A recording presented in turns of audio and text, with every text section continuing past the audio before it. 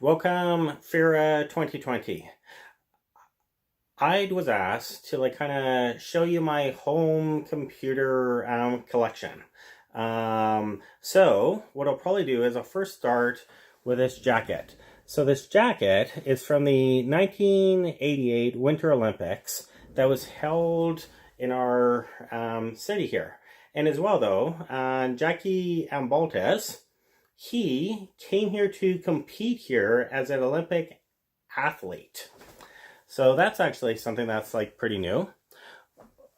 The computer collection that I'll show you has a wide range of things. And what I'll do is I'll just kind of start with a few things. So you have your floppy disks that you've probably seen, the hard ones.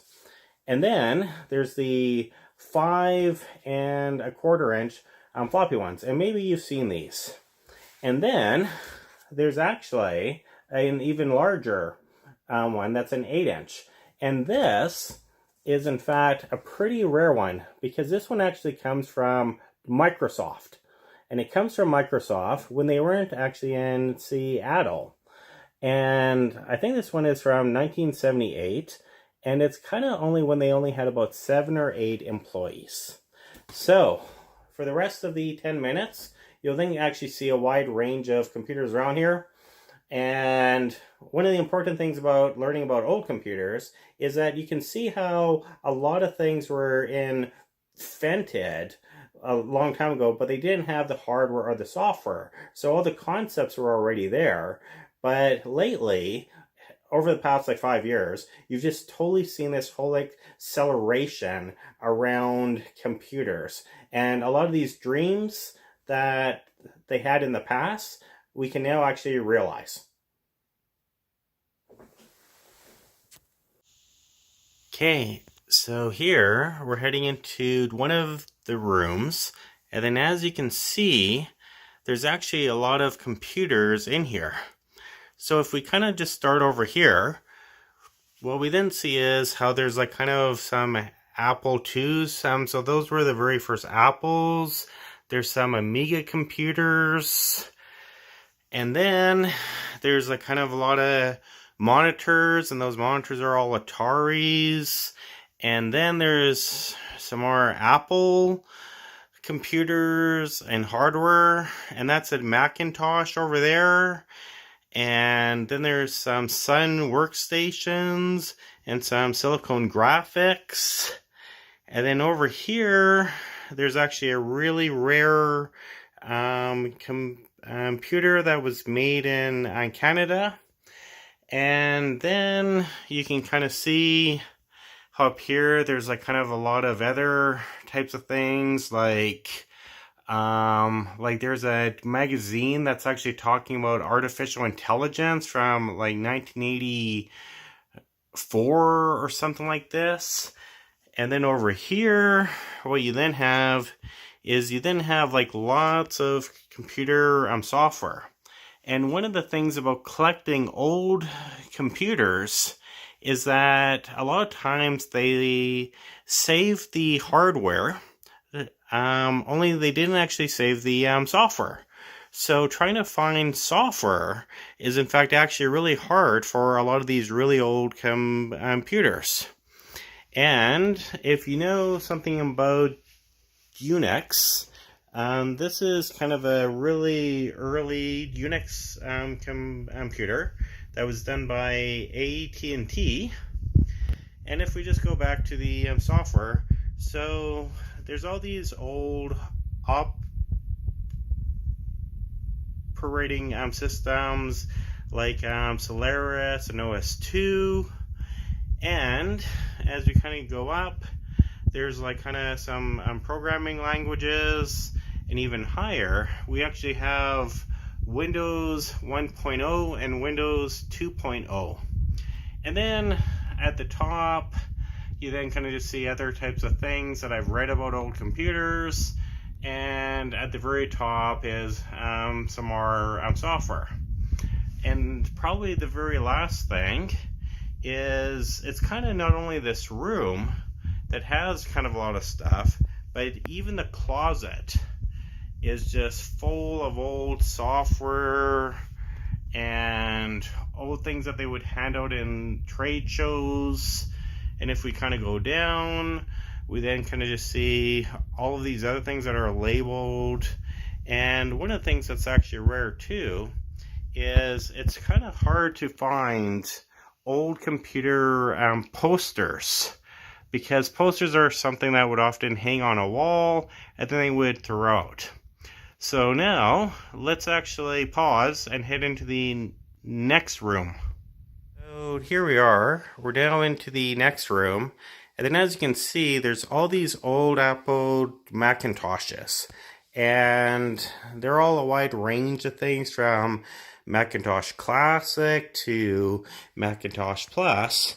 And then there's the Macintosh SE30, which is kind of the one that a lot of the collectors actually like.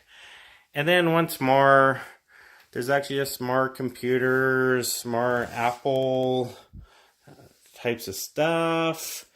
And there's Atari ST computers.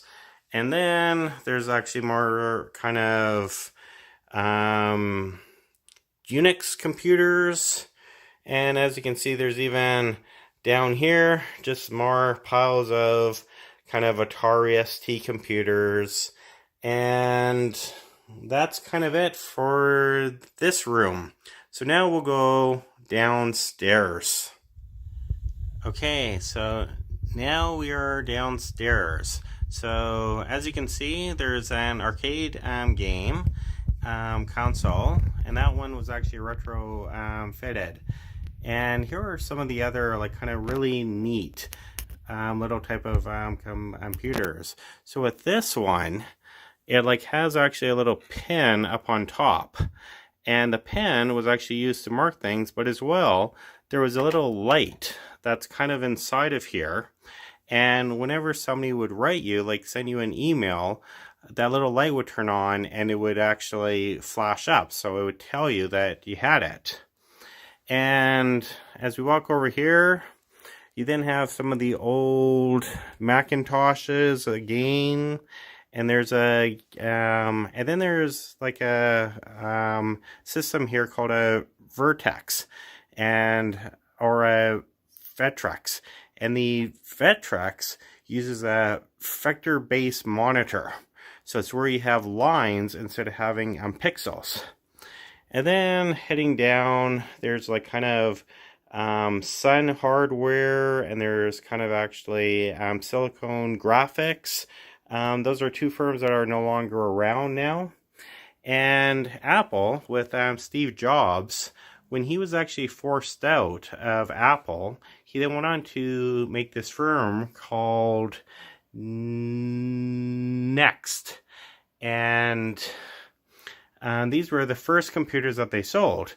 And they sold for $10,000 each when they first actually came out. And then over here is a pretty interesting computer. So it's a one from Commodore. And what it has kind of a chiclet type of a keyboard and a tape drive. So you would actually load all your software through these tapes.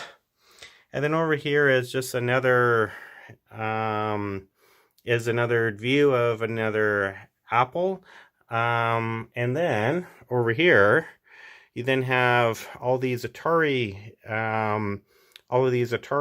computers. And it's really interesting how a long time ago, like during probably 1985 or so, you would have all these kind of plastic covers or these vinyl coverings for actually protecting these computers because they were so rare. And then if we kind of go here, there's actually kind of more computers and monitors.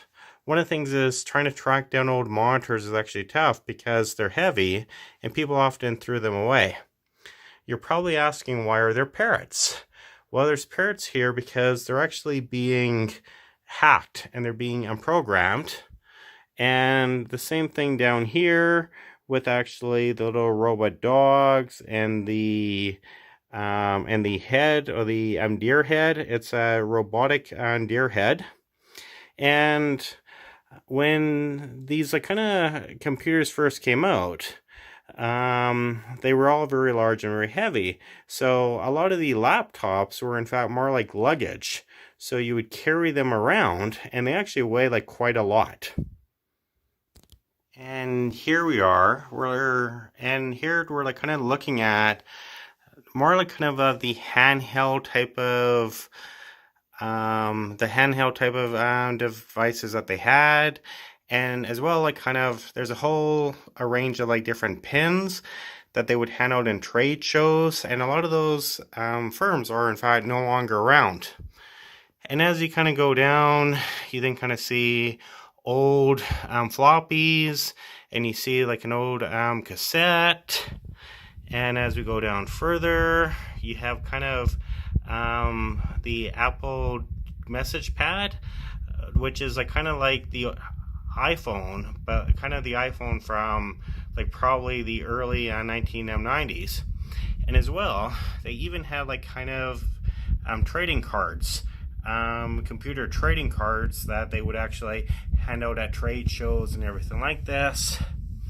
And then down here, there's just other types of things that like kind of showing old floppies and old tablets. And probably the very last thing to actually show is the oldest computer that I have in my collection. And this is one that's probably from the probably from about 1967. And as you can see, there's all those little wires and all those cards. So those are essentially the way that software was written.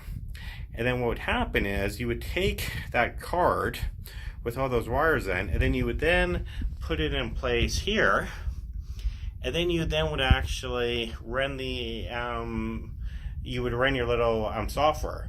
So that's the end of the computer collection. There's still a lot more to show, but there's just not enough time. Bye.